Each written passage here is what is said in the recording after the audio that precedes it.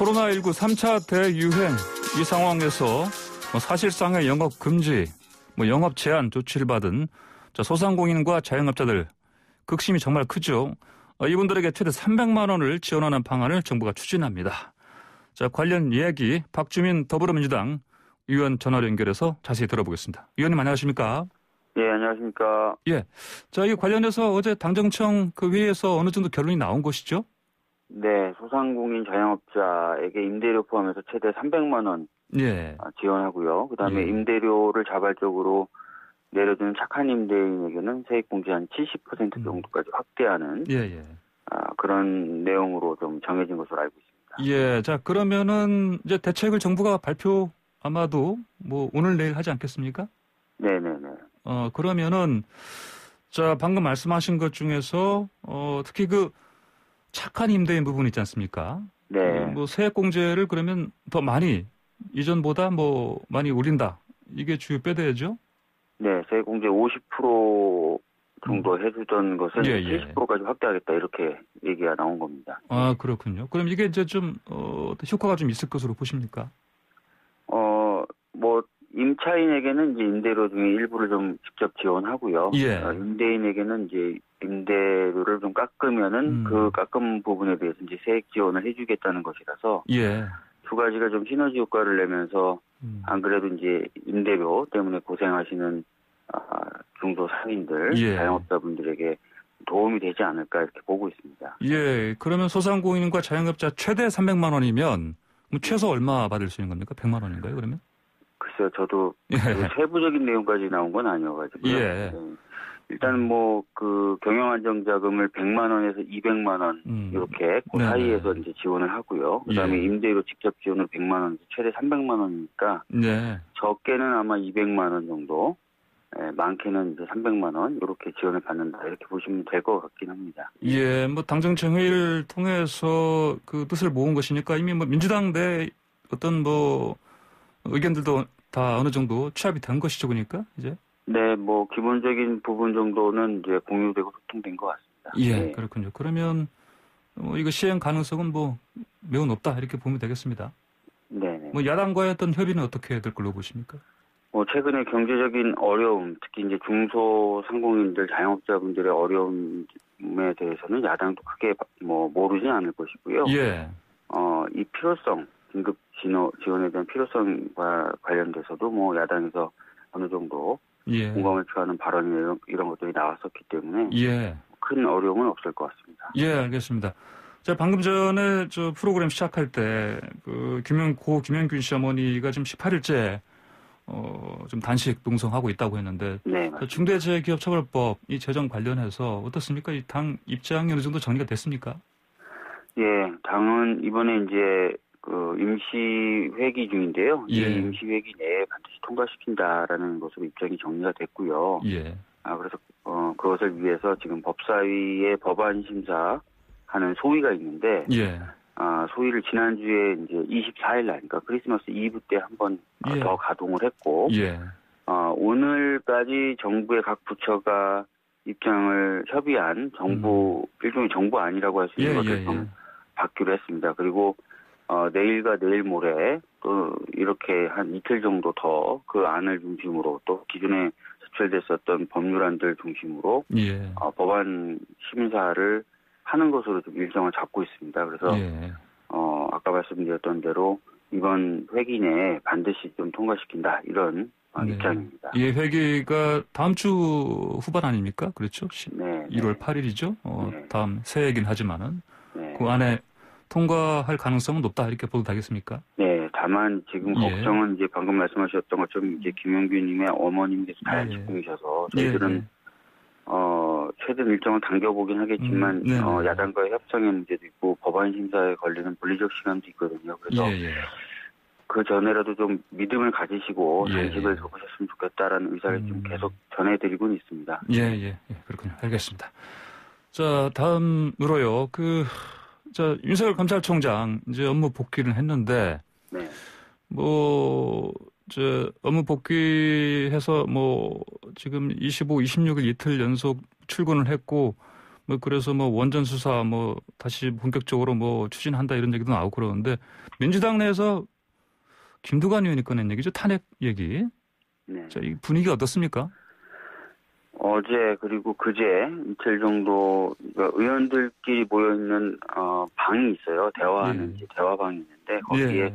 굉장히 많은 이야기들이 지금 올라오고 예. 토론이 되고 있습니다. 네. 탄핵을 이야기하시는 분, 뭐 탄핵까지는 아니다라고 얘기하시는 분, 뭐 특검을 해야 된다는 분, 예. 굉장히 좀 많은 이야기들이 지금 오고 가고 있는 것이 사실이고요. 예. 여러 그런 이야기들이 좀 더 종합이 돼서 당의 입장이 좀 결정되지 않을까 이렇게 생각합니다. 예. 그렇다면은 이 탄핵 관련해서 찬성하시는 분들의 의견은 좀 어떤 쪽입니까? 찬성하시는 분은 크게 이제 두 가지 이유를 들고 있습니다. 예. 하나는 이번에 이제 그 징계에 대한 효력정지 신청에서 예. 법원이 윤석열 총장 쪽에 손을 일부 들어줬긴 좋지만 네. 탄핵 관련된 사유에 대해서는 인정된 부분들이 있거든요. 특히 예. 이제 예. 법관들의 개인정보를 수집하고 분석했던 부분은 매우 심각한 문제다라고 얘기했고요. 예. 채널A 관련돼서 감찰이 진행되는 것을 방해했다는 부분에 대해서는 일응 소명도 되었다라고 얘기를 한 겁니다. 그래서 절차적인 미비점이 있지만 법률 위반 또는 헌법 위반이 될 만한 사안에 대해서는 법원도 인정을 한 것이어서 예. 이 부분에 대해서 정확히 문제제기를 해야 된다라는 이유 하나이고요. 두 번째는 뭐 검찰총장 등 검사 등에 대한 탄핵은 입법부에 주어진 고유한 견제 수단이라는 것이요. 그래서 이것을 사용하는 것이 오히려 헌법에서 부여한 사명이자 역할이다. 이렇게 두 가지 이유를 많이 이제 들고 계십니다. 예. 그 박 의원님 반면에 또 뭐 신중론도 상당히 많은 것 같습니다. 어떤 의견들이 나오고 있습니까? 관련해서? 신중론을 주장하시는 분은 이제 그게 이제 또 두 가지인데요. 하나는 현실적으로 탄핵이 잘 될 거냐. 왜냐면은 국회에서 이제 탄핵 의결을 한다 해서 끝나는 게 아니라 사실 헌재까지 가야 되는 부분이 있는 거고요. 예. 두 번째는 지금 그 많은 국민들이 이제 소위 말하는 추윤 갈등으로 좀 지쳐계시기도 하고 민생이라든지 다른 현안을 좀 챙겨야 되는데 너무 정치권이 이쪽 부분에만 집중하는 것 아니냐라는 그런 얘기를 하시는 경향이 있습니다. 예, 그럼 박지민 의원께서는 뭐 어떤 의견이십니까? 개인적으로는? 저 같은 경우에는 뭐 지금 뭐 결론을 내리지 못하고 있고요. 좀 더 얘기를 좀 들어봐야 될 것 같고 저도 좀 여기저기 좀 알아보고 있는 그런 상황입니다. 예, 알겠습니다. 박 의원님 그러면 야당이죠. 국민의힘 조수진 의원이 또 한마디 했습니다. 그러니까 뭐 김두관 의원에게 이게 뭐 정작 이거는 원래 목표가 본인의 수사 회피 목적이다. 이런 글을 SNS에 올렸는데 일리가 좀 있다고 보십니까? 그러니까 지금 말씀하신 게 이제 김두관 의원이 뭔가 수사를 받을 거고 그런 걸 회피하기 위한 것이라는 취지라는 것이잖아요. 예. 근데 사실 이제 그 조수진 의원이 제기하는 그 부분이 진짜 뭐 수사 가능성이 있는지 없는지 그런 것도 좀 불분명하다고 생각을 하고요. 아까 말씀드렸던 대로 김두관 의원님뿐만 아니라 지금 현재 탄핵을 해야 된다는 민주당 의원님들이 굉장히 많습니다. 근데 그러면 그분들이 다 그런 목적이냐 그런 것도 아니라서 그렇게 폄훼하는 것은 뭐 적절하지 않다고 생각합니다. 그러니까 이제 윤석열 검찰총장 탄핵 의견이 매우 많은데 그분들이 다 뭐 자신의 어떤 뭔가 뭐 수사를 회피하는 목적이 아니기 때문에 조수진 의원의 말은 뭐 말이 안 되는 거네요, 그냥. 알겠습니다. 자, 그러면 더불어민주당은 그러면 이번에 그 윤 총장이 그 법원 결정으로 이제 직무 복귀는 했지만은 이거 면죄부가 된 건 아니다 이런 입장 아니겠습니까? 네, 아까 말씀드렸던 대로 이제 법원에 의해서조차도 그 징계 사유 중에 두 가지 정도는 이유도 있고 소명도 됐다고 보는 거거든요. 그러면은 앞으로 이제 이와 또 별도로 그 이제 뭐 이른바 검찰 개혁 뭐 시즌 2에 들어간다 이런 얘기가 들립니다. 어떤 얘기입니까? 네. 어차피 지금 검찰 개혁이 다 완성된 게 아니거든요. 기존부터 계속 얘기되었던 검찰 개혁의 과제들이 있습니다. 대표적인 게 이제 수사와 기소를 분리하는 것이고요. 뭐 작게 보면은 검찰 조직 내에서 뭐 법원처럼 법조 일원화 형식으로 검사를 충원하는 방식, 사건 배당을 좀 무작위 배당을 통해서 사건 배당에 어떤 자의적인 개입이 불가능하도록 하는 것, 네. 이런 것들을 좀 고민하고 있습니다. 예. 이 수사 기소 분리라는 거가 사실 수사 부분은 거의 전적으로 경찰이 가져가는 거고 검찰은 기소만 한다 이런 게 골자 아니겠습니까? 네. 그러면은 이 부분이 아직까지는 안 됐지 않습니까? 그래서 네, 맞습니다. 이걸 이제 새해부터는 이 부분 관련해서 이를테면 여전히 검찰이 몇몇 주요 관련해서 뭐 수사권을 가지고 있는데 이것조차도 사실은 경찰로 이건 하는 게 맞다. 이 방향으로 가는 거로 보면 되겠습니까? 예, 사실 이제 검경 수사권 조정을 통한 수사 기소 분리라는 거는요. 네네. 굉장히 역사가 오래된 논의입니다. 그리고 예. 그 방향으로 가야 된다고 당내 공감을 이룬 것도 꽤 오래됐어요. 예.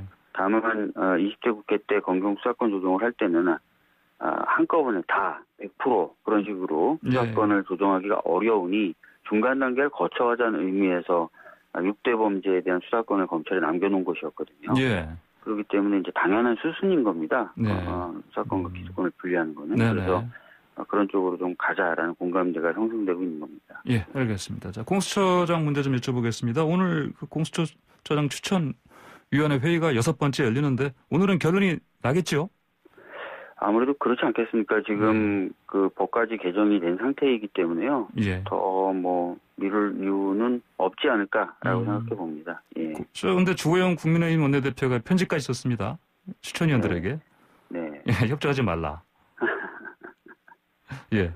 그렇더라도 오늘 6번째 회의가 아무래도 마지막이 될 것 같다. 이렇게 전망하시는 것이죠? 네. 추천위원들은 뭐 정당히 추천을 받으신 분들도 계시고 각 기관을 대표해서 나오신 분들도 있는데 다 독립적인 역할을 하고 하도록 되어 있는 분들이라서 뭐 주호영 원내대표님이 편지를 쓰시든 전화를 하시든 독립적으로 판단하실 거라고 생각합니다. 그런데 이제 뭐 야당에서는 뭐 법적으로 대응하겠다. 뭐 이렇게 지금 벼르고 있습니다.